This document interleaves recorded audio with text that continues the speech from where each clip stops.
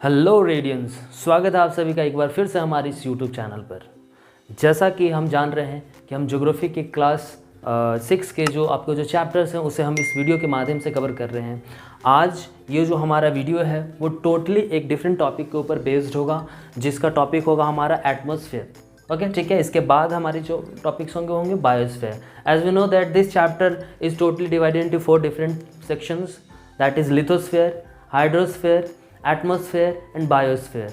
और मैं आपको बता दूं, हमारा जो लिथोस्फेयर है और जो हमारा हाइड्रोस्फेयर है, पिछले 2 वीडियोस के माध्यम से मैंने उसे कवर कर लिया है। अगर ये अभी तक आपने उन सारे वीडियोस को नहीं देखा है तो कृपया हमारे प्लेलिस्ट के सेक्शन में जाकर उन्हें कवर कर लें, ठीक है। तो आइए शुरुआत करते हैं हमारे इस पर्टिकुलर टॉपिक के साथ, जिसका शीर्षक है एटमॉस्फेयर। अगर एटमॉस्फेयर की बात करें, एक इसके प्रॉपर डेफिनेशंस की बात करें, तो आप इस तरीके से कह सकते हो कि the earth is surrounded by a layer of gases is called atmosphere, which means that हमारी धरती विभिन्न प्रकार के जो गैसेज हैं, ठीक है, उससे क्या वो सराउंडेड है, उससे घिरी हुई हैं, उससे भरी पड़ी हैं। इस पूरे लेयर्स को हम लोग एटमॉस्फेयर कहते हैं। और एटमॉस्फेयर विभिन्न प्रकार के लेयर्स में भी बटा हुआ है, ठीक है। आगे बढ़ने से पहले मैं आपको बता दूं, जो गैसेस की जो हमारी अमाउंट है धरती के ऊपर, उनमें लगभग 99%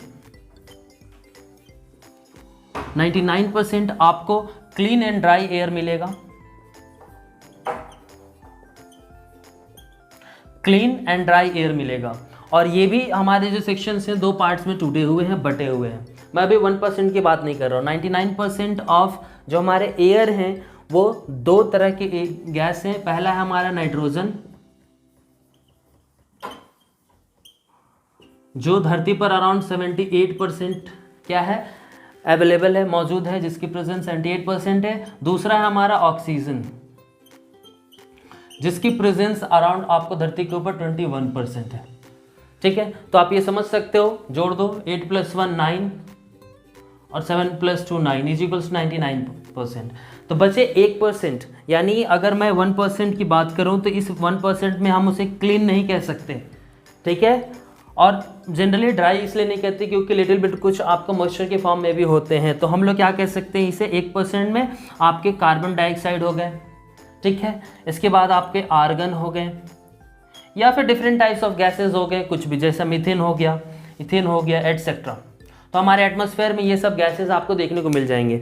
ये गैसेज क्लीन नेचर के नहीं होते, यानी हाँ, ये आपको हार्मफुल कर सकते हैं अगर आप इसका कंजप्शन ज़्यादा कर लेते हो तो, ठीक है। तो बेसिकली अगर बात करें कि हमारे धरती के ऊपर किस तरह की गैसेज जो मौजूद हैं, उनकी क्या है, आपको डिविजन्स क्या हैं, तो आप इस तरीके से कह सकते हो कि 99% हमारे जो गैसेज हैं वो 2 तरह के गैस हैं। एक है नाइट्रोजन जो 78% अवेलेबल है, और दूसरा है ऑक्सीजन जो 21% अवेलेबल है। और बचा हमारा जो क्या 1%, उसमें आ जाते हैं विभिन्न प्रकार के आपको क्या जो अनक्लीन्ड गैसेज हैं, वो इसमें आपको शामिल हो जाते हैं, like carbon dioxide, argon, methane, ethane और एटसेट्रा। डिफरेंट टाइप्स ऑफ आपको यह देखने को मिल जाएंगे। जैसे ही आगे बढ़ेंगे, मैं आपको बता दूं कि पूरे हमारे एटमॉस्फेयर को thin blanket different types of air से क्या है, आपको कवर किया गया। थिन ब्लैंकेट क्यों कहते हैं? थिन ब्लैंकेट कहने के पीछे की जो हमारी मुख्य वजह है,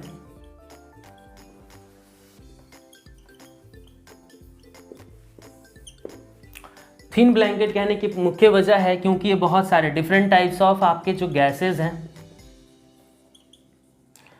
डिफरेंट टाइप्स ऑफ जो गैसेज, उससे ये क्या बनाता है, डिफरेंट लेयर्स क्रिएट करता है, which means that different gases, different layers आपको क्या, आपको देखने को मिल जाएंगे। ये जो ही नहीं है कि ट्रोपोस्फेयर में सिर्फ एक ही तरह के गैसेस मिलेंगे, डजंट मैटर। मैं आपको क्या समझाना चाहता हूँ कि गैसेस की जो संख्या है वो बहुत ज़्यादा होती है। विभिन्न प्रकार की गैसेस आपको विभिन्न प्रकार के लेयर्स में देखने को मिल जाएंगे। आगे बढ़ेंगे तो मैं आपको बता दूं, ये थिन ब्लैंकेट क्या है, आपको बहुत ही ज़्यादा इंटीग्रल एंड इम्पॉर्टेंट पार्ट है हमारे पूरे एटमॉस्फेयर का, ठीक है। यहाँ से आपको 2 चीज़ें देखने को मिलती हैं। पहली ऑक्सीजन, जिसे हम ब्रीदिंग एयर भी कहते हैं, और दूसरा हमारा आप कह सकते हो यहाँ पर क्या कि ये गैसेस हमें क्या ऑक्सीजन देती हैं, जिससे हम जीवित रह सकते हैं। दूसरा हमें ये क्या यूवी रेज से भी बचाती हैं। अभी ये क्या है मैं बताऊंगा जब आपको सारे लेयर समझाऊंगा, ठीक है। आपको समझना है क्या, जो थिन ब्लैंकेट्स हैं ये सारे हमारे किसके, गैसेस के, डिफरेंट लेयर्स ऑफ गैसेस के। वो क्या करती हैं, हमें ऑक्सीजन प्रोवाइड करती हैं और इसे हम ब्रीथिंग एयर कहते हैं क्योंकि ऑक्सीजन से हम जीवित रहते हैं। और दूसरा जो यहाँ पर कहेंगे वो क्या, यूवी रेज यानी अल्ट्रा वायलेट रेज, जो सन रेज के साथ आती है हमारी धरती के ऊपर, उससे भी प्रोटेक्ट करती हैं। ठीक है, कैसे, अभी हम लोग धीरे धीरे आगे बढ़ेंगे तब हम आपको क्या करेंगे, इन सारी चीज़ों को बताएंगे। ठीक है, आगे बढ़ते हैं। Now talk to the different layers of the atmosphere. As we know that our whole atmosphere is divided into 5 different layers. As you can see in the image that the lowest level is called the troposphere. उसके ऊपर जैसे ही आगे बढ़ोगे आप एक stratosphere का आपको layer मिलेगा, उसके आगे बढ़ोगे तो मेसोस्फेयर है, देन उसके बाद हमारा थर्मोस्फेयर है, and the last one is your exosphere. ठीक है, और जितने भी लेयर्स हैं, ठीक है, ये किस तरीके से बांटे गए हैं, किस चीज़ के ऊपर बेस्ड हैं, इन सारी चीज़ों को अभी हम डिस्कस करेंगे। फर्स्ट ऑफ ऑल मैं बता दूं composition, temperature and other properties. It means that इसके कॉम्पोजिशन के ऊपर, as you can see in the images that यहाँ पर कौन कौन से गैसेज मौजूद हैं, इस पर्टिकुलर लेयर्स के कितने टेम्परेचर है, ये दूसरे लेयर से कैसे अलग है, कितना टेम्परेचर इनके दूसरे लेयर के साथ इनके डिफरेंसेस देखने को मिल जाते हैं। इसके बाद इनके डिफरेंट टाइप्स ऑफ प्रॉपर्टीज है, लाइक थर्मोस्फेयर, ठीक है, लाइक मेसोस्फेयर। अभी मैं सारे प्रॉपर्टीज को कवर करूंगा। तो याद रखना जितने भी हमारे लेयर्स हैं एटमॉस्फेयर में, वो आपको कुछ चीज़ों के ऊपर बेस्ड हैं, डिफ्रेंशिएट किए गए हैं। लाइक आपके क्या हो गए, टेम्परेचर हो गए, टेम्परेचर के बेसिस पर आप कह सकते हो कि सारे लेयर्स को डिवाइड किया गया है। कॉम्पोजिशन के ऊपर कह सकते हैं, यानी हर लेयर में कुछ कुछ अलग अलग तरह के गैसेस देखने को मिल जाएंगी। और उसके बाद प्रॉपर्टीज़, यानी कि हर आपको डिफरेंट लेयर्स की अपनी अपनी प्रॉपर्टीज़ होती हैं। ठीक है, जैसे स्ट्रेटोस्फेयर में क्या है, हमारा एरोप्लेन उड़ सकता है, पर ये ट्रोपोस्फेयर में नहीं उड़ सकता। ठीक है, ट्रोपोस्फेयर में हमारे क्या तैयार हो जाते हैं, हमारे कह सकते हो बादल तैयार हो जाते हैं। ठीक है, और उसके बाद हमारा क्या हो गया कि ये बादल आपको तैयार नहीं हो सकते थर्मोस्फेयर में। क्यों? क्योंकि थर्मोस्फेयर में हमारे क्या होते हैं, सैटेलाइट्स होते हैं। ठीक है, वहाँ सैटेलाइट्स इंजेक्ट किए जाते हैं। ओके, वहाँ से क्या होता है, हमारे जितने भी इंटरनेट हो गए या फिर डिफरेंट टाइप्स ऑफ टीवीज़ और जितने भी सारी चीज़ें वहाँ से हम लोग चलाते हैं सैटेलाइट की मदद से। तो सभी की अपनी अपनी अदर प्रॉपर्टीज़ हैं जिसको हम लोग आगे चलकर अभी डिस्कस करेंगे। ठीक है, तो इसके बाद अगर हम लोग आगे बढ़े तो मैं आपको बता दूं कि जैसे जैसे हम लोग क्या करते हैं, आपको आगे बढ़ते हैं। ठीक है, आगे बढ़ते विच मीन्स दैट कि इन पूरे लेयर्स में जब आप क्या करते हो, ऊपर की ओर जैसे जैसे जाते हो तो डेंसिटी क्या होती है, घटती चली जाती है। ठीक है, समझ में आ रहा है, डेंसिटी क्या होगी, घटती चली जाएगी। इसका मतलब क्या कि जो डेंसिटी है, अगर हम ऊपर जा रहे हैं तो ये क्या हो रही है, घट रही है। ऊपर जा रहे हैं तो घट रही है। इसका मतलब क्या कि नीचे सबसे निचला लेवल हमारा कौन होता है, सी लेवल। मैंने लास्ट की वीडियोस में ये समझाया है, आप हाइड्रोस्फीयर में जाकर चेक कर सकते हो सी लेवल क्या है। तो सी लेवल पे हमारा जो डेंसिटी होगा वो क्या होगा, मैक्सिमम होगा, याद रखना। ठीक है, सी लेवल पर हमारी जो डेंसिटी होगी वो मैक्सिमम होगी। इसके बाद जैसे जैसे ऊपर जाओगे डेंसिटी घटती चली जाएगी। इसकी वजह से आप देखना हायर एलिवेशन पर, पहाड़ों पर जब कोई क्या होता है, हमारा क्लाइंबर जाता है तो ऑक्सीजन सिलेंडर लेकर जाता है। क्यों? क्योंकि उसे सांस लेने में दिक्कत होती है, यानी ब्रीदिंग एयर जो है हमारा ऑक्सीजन वहाँ पर उससे थोड़ा कम मिलता है। डेंसिटी कम होने की वजह से ब्रीदिंग में उसे क्या होती है, तकलीफ होती है, दिक्कत भी होती है। ठीक है, इसके बाद आगे बढ़ेंगे तो मैं आपको बता दूं कि टेम्परेचर का भी डिफरेंस आपको देखने को मिल जाएगा। जैसे डेंसिटी ऊपर बढ़ने से क्या हो रहा था, घट रही थी। ठीक है, वैसे ही आपका क्या होता है, टेम्परेचर जैसे जैसे हम लोग ऊपर जाएंगे, आप जो लेयर्स देख रहे हो उसमें जैसे जैसे हम ऊपर की ओर बढ़ेंगे तो इसमें भी क्या होगा, ये क्या होगा, घटेगा। विच मीन्स दैट, अब आपको पता है घटेगा का क्या मतलब, अगर ये टेम्परेचर का स्केल है 0 है तो आपको पता है टेम्परेचर बढ़ने का मतलब हुआ क्या कि हॉट, यानी गर्म, वार्म, और उसके बाद ये क्या होगा, घटने का मतलब क्या, कोल्ड। ठीक है, तो घट रहा है, इधर की ओर आ रहा है, ये टेम्परेचर क्या हो रहा है, घट रहा है जैसे जैसे हम हाइट के ऊपर बढ़ रहे हैं। ठीक है, और तो क्या होगा, ठंडी होती चली जाएंगी ऊपर वाली सतह, जो ऊपर वाली जो हमारे लेयर्स हैं वो। ठीक है, अब इतना ही नहीं होता है, क्या है कि हर लेयर्स में कुछ कुछ खासियतें होती हैं, अदर प्रॉपर्टीज होती हैं। तो होता है कि कुछ कुछ लेयर्स में आपको ये थोड़ा सा फ्लक्चुएट करता है। हर लेयर्स में आपको ये नहीं कह सकते कि बहुत ज़्यादा ठंडी हो गई, हर सारे लेयर्स ही ठंडे, नहीं, ऐसा कहना गलत होगा। ठीक है, ये हम लोग डिस्कस करेंगे आगे। ओके, क्लास 7 में चैप्टर 4 में आपको बहुत ही ब्रीफली में आपको समझना है, ठीक है। अभी इतना सफिशिएंट है क्लास 6 के लिए। Next move to the our next topic that is atmospheric pressure. तो 3 चीजें हम लोगों ने देखी, पहला है डेंसिटी, दूसरा है टेम्परेचर और तीसरा हमारा एटमॉस्फेरिक प्रेशर। एटमॉस्फेरिक प्रेशर क्या होता है?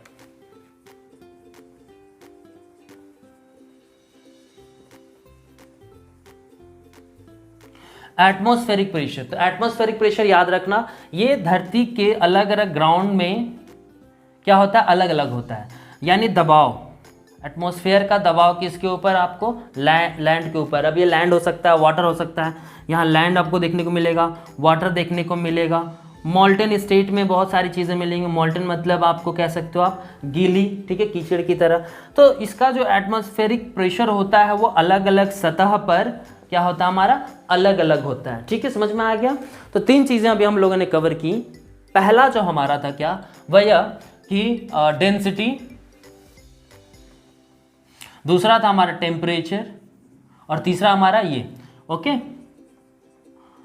जैसा कि मैंने बताया डेंसिटी क्या होती है, हाइट बढ़ने के साथ ये घटेगी, हाइट बढ़ने के साथ डेंसिटी क्या होगी, घटेगी। वैसे टेम्परेचर हाइट बढ़ने के साथ ये भी क्या होगा, लो होगा, कम होता चले। और एटमॉस्फेरिक प्रेशर क्या होता है आपका, हर जगह सेम नहीं होता, क्योंकि डिफरेंट टाइप्स ऑफ हमारे क्या है, लैंड सरफेसेस हैं, वाटर है, मोल्टन स्टेट में बहुत सारी चीज़ें मौजूद हैं, ओके। तो यहाँ पर ये क्या होते हैं, डिफरेंस होते हैं। तो मैं आशा करता हूँ ये सारे कॉन्सेप्ट्स आपको समझ में आ रहे होंगे, ठीक है। एक चीज़ और जानना है क्या, जो आप जितने भी लेयर्स देख रहे हो ना अभी इमेजेस में, नीचे से ऊपर की ओर जाओगे तो ये पूरा का पूरा आपको 1600-1700 किलोमीटर, 1600 किलोमीटर के आसपास ये पूरा का पूरा एटमॉस्फेयर कवर करता है, ओके। 1600 किलोमीटर कितना है, आप इस बात से अंदाज़ा लगा सकते हो कि आप, ठीक है, वन स्टेट से दूसरे स्टेट आप जाओगे तो कितना ज़्यादा आपको होगा, समझ में आ गया। जैसे मान लीजिए आप क्या हो कि आप ईस्ट में रहते हो और आपको जाना वेस्ट में है, ठीक है। अगर आपको इधर से इधर जाना चाहिए, इधर से इधर जाना है, तो आप मान के चलिए 1600 किलोमीटर के आसपास जो भी डिस्टेंस है आपको देखने को मिल जाएंगे। आप मैप के थ्रू इस चीज़ को समझ सकते हो, ओके। अभी मैं इन सारे जितने भी लेयर्स इसको ब्रीफ करूंगा, और ब्रीफ करने से पहले एक चीज़ जो मैं आपको बता देना चाहता हूँ क्या, कि गैसेस की इंपॉर्टेंस जाननी जरूरी है। कौन कौन से गैसेस हैं? पहला था हमारा क्या, ऑक्सीजन, नाइट्रोजन, और हमारा उसके बाद क्या था, कार्बन डाइऑक्साइड। इन 3 गैस को मैं क्यों डिस्कस करूंगा,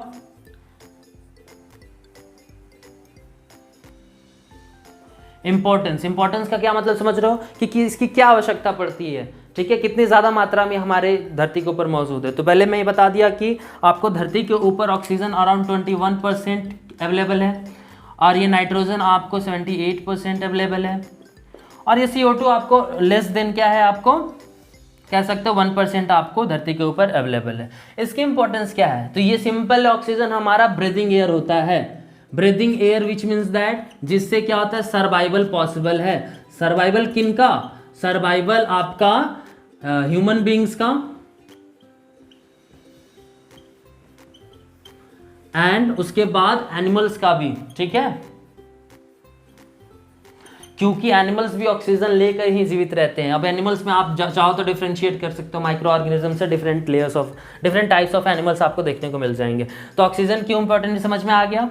ये हमारे एटमॉस्फेयर 21% अवेलेबल है, ब्रीथिंग एयर है, सर्वाइवल के लिए रिस्पॉन्सिबल है, और ह्यूमन बींग्स और एनिमल्स इसकी मदद से क्या है, धरती के ऊपर जीवित रहते हैं। Now move to the next one, that is nitrogen, जिसकी संख्या सबसे ज्यादा आपको पूरे एटमॉस्फेयर में मिलेगी। और इसका रोल क्या है, तो फर्स्ट ऑफ ऑल मैं बता दूं, नाइट्रोजन का कंजप्शन, यानी नाइट्रोजन को आप डायरेक्टली इनटेक नहीं करते जैसे आप ऑक्सीजन को करते हो, समझ में आ रहा है, ठीक है, और ना ही उसे डायरेक्टली क्या करते हैं, आउट या फिर बॉडी से निकालते हो। समझना क्या है आपको, तो समझना बस इस पूरे चैप्टर में आपको ये है कि नाइट्रोजन को हम लोग क्या है, डिफरेंट मोड से, डिफरेंट मीडियम से इनटेक करते हैं। आगे चलकर आप पर्टिकुलर आपको डिफरेंट टाइप्स ऑफ वीडियोस में देखने को मिल जाएंगी। बायोलॉजी के चैप्टर्स में आपको ये ज़्यादा बेहतर तरीके से मैं आपको समझाऊंगा। बस समझना ये है, ये इनडायरेक्टली कंज्यूम करते हो,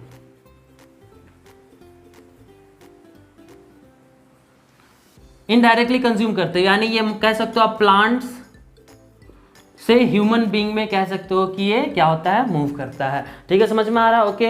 वैसे ही ये फिर आपको फिर से नेचर में जाकर मिल जाता है, तो एक साइकिल चलता है, नाइट्रोजन साइकिल उसको कहते हैं। वैसे ही हमारा आता है CO2 is one of the most important gas, याद रखिएगा। दो फंक्शन इसके मैं आपको बताऊंगा। पहला फंक्शन जो मैं आपको बता रहा हूँ वो यह कि ये क्या करता है, जो रेडिएटेड हमारे क्या होते हैं, आपको कह सकते हो गैसेज है, रेडिएटेड जो हमारे कह सकते हो आप क्या हीट है, ठीक है, radiated heat, radiated heat from where, from land. यानी आसान भाषा में कहूँ तो मैं एक इमेज बना रहा हूँ, ध्यान से सुना। अगर ये सूर्य की किरणें ये ऐसे ऐसे पड़ रही हैं और ये सीधा धरती पर आकर पड़ रही हैं इस तरीके से, तो ये टकरा कर वापस भी जाती हैं, याद रखिएगा। सूर्य की किरणों को आना हम इंसोलेशन कहते हैं, ठीक है, और उसका यहाँ टकरा कर धरती से फिर से वापस जाना, ठीक है, रेडिएशन कहते हैं। आशा करता हूँ आपको ये समझ में आ रहा है। इंसोलेशन मतलब सूर्य की रोशनी का धरती पर आना और धरती से टकरा कर जब वो वापस जाती है तो उसको रेडिएशन कहते हैं। तो ये CO2 के जो हमारे लेयर्स हैं इस तरीके से एटमॉस्फेयर में, वो क्या कर देते हैं, इसको एब्जॉर्ब कर लेते हैं, याद रखना। अब इससे क्या फायदा होता है, इससे फायदा यह होता है कि हमारी धरती जो है वो वार्म बनी रहती है। वार्म यानी धरती गर्म रहती है, समझ में आ गया, ठीक है।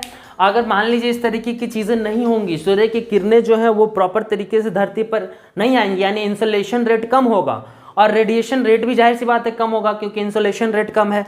तो इस वक्त ऐसे सिचुएशन में क्या होगा हमारा, ऐसे सिचुएशन में आप देख सकते हो कि आपको धरती क्या हो जाएगी, काफ़ी ज़्यादा ठंडी हो जाएगी, समझ में आ रहा हो, ठीक है, धरती काफ़ी ज़्यादा ठंडी हो जाएगी। उसके बाद जो हमारा नेक्स्ट टॉपिक आएगा वो है कि धरती जो है आपको CO2 जो है वो फोटोसिंथेसिस में भी मदद करता है। फोटोसिंथेसिस के टाइप्स को मैंने आपको इससे पहले समझाया है, ठीक है। फोटोसिंथेसिस के टाइप्स में आप क्या समझो, यह कि फोटोसिंथेसिस में CO2 एक इंग्रेडिएंट की तरह काम करता है। What do mean by ingredient? As we know that there are different types of materials that is needed for the photosynthesis, जैसे CO2, उसके बाद हमारा वाटर, उसके बाद हमारा क्लोरोफिल, सनलाइट, और हमें मिलता है क्या, ग्लूकोज। ग्लूकोज जिसे हम कहते हैं C6H12O6। इसके बाद हमारा O2 रिलीज होता है, H2O भी रिलीज होता है, ठीक है। अब क्या समझना, ये फोटोसिंथेसिस का इक्वेशन है, जैसे आप बायोलॉजी में खासकर ज़्यादा पढ़ोगे। तो ये चीज़ें क्या करती हैं, पौधों को जीवित रहने में मदद करती हैं।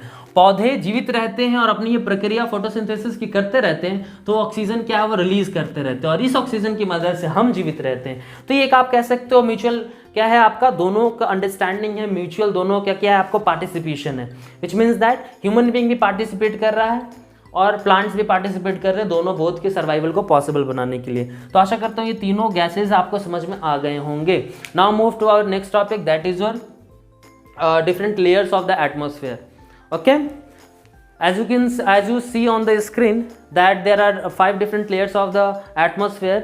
अगर पहले की बात करें तो ट्रोपोस्फेयर।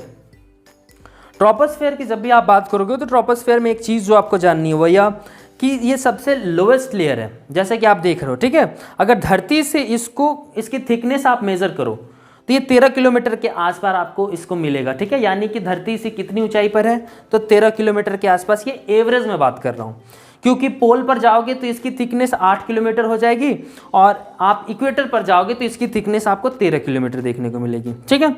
यहाँ पर वेदर बनते हैं, इसलिए इसे वेदर मेकिंग जोन भी कहा जाता है।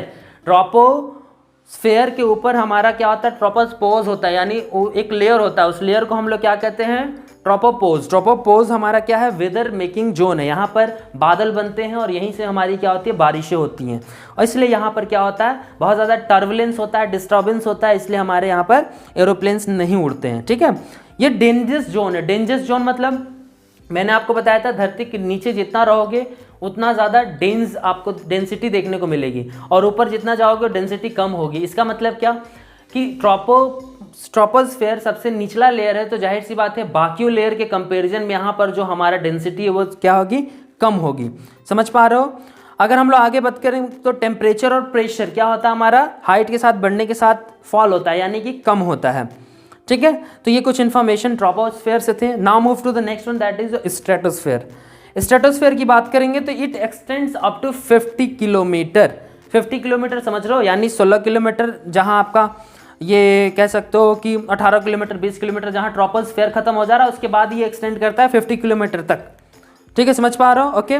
यहाँ पर टेम्परेचर आपको क्या देखने को मिलेगी, कांस्टेंट के आसपास देखने को मिलेंगे। उसके बाद ये बढ़ते हो ऊपर तो ये बढ़ने लगती हैं, ठीक है। यहाँ पर जो हमारे जो स्काई होते हैं काफ़ी क्लियर होता है और ड्राई जोन होता है और किसी तरह के कोई भी बादल देखने को नहीं मिलेंगे। तो आप ऐसा कह सकते हो ये क्लियर, ड्राई जोन और no cloud. It helps in the different types of क्या है आपको एरोप्लेन्स, यानी एरोप्लेन्स इस लेयर से क्या होती हैं, उड़ती हैं, फ्लाई करती हैं। क्यों फ्लाई करती हैं? क्योंकि ये पूरा का पूरा लेयर हमारा क्या है, टर्बुलेंस और डिस्टर्बेंस से क्या है हमारा कह सकते हैं कि यहाँ पर इस तरह की चीज़ें आपको देखने को नहीं मिलती। तो यहाँ पर प्लेन उड़ाना काफ़ी आसान होता है। ओके, आगे बढ़ते हैं। आगे बढ़ने से पहले मैं आपको बता दूं इसके निचले वाले लेयर में आपको एक मिलेगा स्ट्रेटोस ओजोन लेयर। ठीक है, ओजोन लेयर। ओजोन लेयर क्या करता है? ओजोन लेयर आपको डिफरेंट कह सकते हो आपकी अल्ट्रावायलेट रेज से क्या करता है, सेव करता है, बचाता है। अल्ट्रावायलेट रेज क्या होती हैं? अल्ट्रावायलेट रेज बेसिकली क्या करती हैं, आपको सूर्य की किरणों के साथ धरती के ऊपर पड़ती हैं और ये भी उसके साथ ही आ रहा होता है। पर जब धरती पर ये क्या होती है, हमारी सूर्य की किरणें आती हैं, सनरेज आती हैं, तो बीच में ही अल्ट्रावायलेट रेज को कौन रोक देता है? ओजोन लेयर रोक देता है। और ओजोन लेयर उसे रोक कर छान देता है। ठीक है, बिल्कुल वैसे ही जैसे आप क्या करते हो, चाय छानते हो, तो चाय छानते वक्त जो चाय पत्ती होती है वो क्या हो जाती है, छन जाती है, और नीचे जो मटेरियल गिरता है वो क्या होता है, यूजफुल मटेरियल होता है, आप उसका यूज़ कर सकते हो। वैसे ही हमारे यहाँ पर क्या है कि जो ओजोन लेयर वो अल्ट्रावायलेट रेज को क्या कर देता है, रोक देता है। इसमें भी सबसे खतरनाक जो है वो है अल्ट्रावायलेट बी टाइप्स रेज। ठीक है, और ये काफ़ी ज़्यादा हार्म करती हैं। आगे बढ़ते हैं और हमारा नेक्स्ट लेयर है वो क्या है, मेसोस्फेयर। ठीक है, मेसोस्फेयर आप देखोगे नीचे एक लेयर मिलेगा वो स्ट्रेटोपॉज कहते हैं। ठीक है, ये लेयर होता है मेसोस्फेयर जहाँ से शुरुआत होती है। इसकी जो आपको डिस्टेंस मिलेगी 50 से 80 किलोमीटर के आसपास मिलेगी। यहाँ पर टेम्परेचर क्या होता है, डिक्रीज होता है और यहाँ पर मेटेओरॉइड्स बर्न हो जाते हैं, जैसा कि मैंने आपको पिछले वीडियोस में समझाया है आपके क्लास 6 की जियोग्राफी में। ओके, कि यहाँ पर जो मेटेओरॉइड्स हैं जब गिरते हैं, ठीक है, तो क्या हो जाते हैं, इस लेयर में जल जाते हैं, खत्म हो जाते हैं। कुछ बड़े मेटेओरॉइड्स क्या होते हैं, जलते हुए नीचे गिर जाते हैं, पूरी तरीके से नहीं जल पाते हैं, तो धरती के ग्राउंड को हिट करते हैं, जिससे क्रेट्स तैयार होता है, क्रेट्स बनता है। नेक्स्ट हमारा जो लेयर वो है थर्मोस्फेयर। थर्मोस्फेयर को हम आयनोस्फेयर भी कहते हैं। क्यों? क्योंकि ये हमारा क्या है, आपको यहाँ से आपको रेडियो ट्रांसमिशन होते हैं, कम्युनिकेशन इस्टेब्लिश किया जा सकते हैं और डिफरेंट टाइप्स ऑफ सैटेलाइट्स यहाँ इंजेक्ट किया जाता है।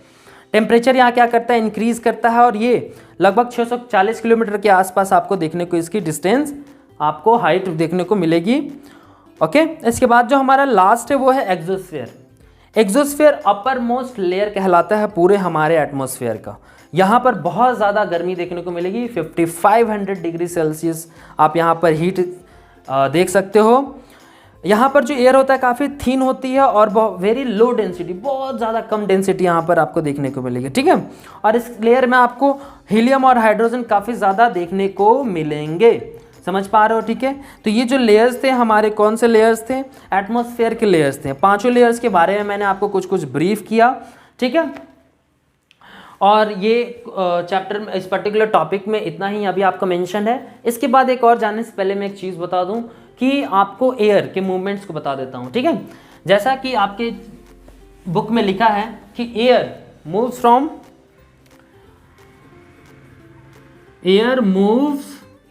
From high pressure to low pressure. Always remember, high pressure to low pressure, it is mention in your book. Okay, high pressure means that cold region और low pressure means that warm region, यानी आप कह सकते हो ठंडी जगह से गर्म जगहों पर क्या होता है, हमारा हवा बहता है। ओके, अब इसमें क्या क्या हो गया, अगर आप इस तरीके से देखते हो ग्लोब, तो इक्वेटर की तरफ जितने भी रीजन ये लो प्रेशर क्रिएट करता है, क्योंकि यहाँ पर क्या होती है, वार्म होती है, गर्मी ज़्यादा होती है। अब गर्मी क्यों ज़्यादा होती है, क्योंकि सूर्य की जो किरणें हैं आपको यहाँ पर सीधी पड़ रही होती हैं। ठीक है, याद रखना, और यहाँ पर थोड़ा कम कम आपको पड़ता है। ठीक है, और ये जो नॉर्थ पोल है और साउथ पोल है, यहाँ पर आपको क्या मिलेगा देखने को, यहाँ पर आपको मिलेगा कोल्ड रीजन। जब कोल्ड है तो जाहिर सी बात है यहाँ पर हाई प्रेशर क्रिएट होगा, हाई प्रेशर क्रिएट होगा, तो हवाएं किधर से किधर की ओर आती हैं, हवाएं आपको कोल्ड प्रेशर, यानी कि आप देखोगे पोल से इक्वेटर की तरफ आती हैं।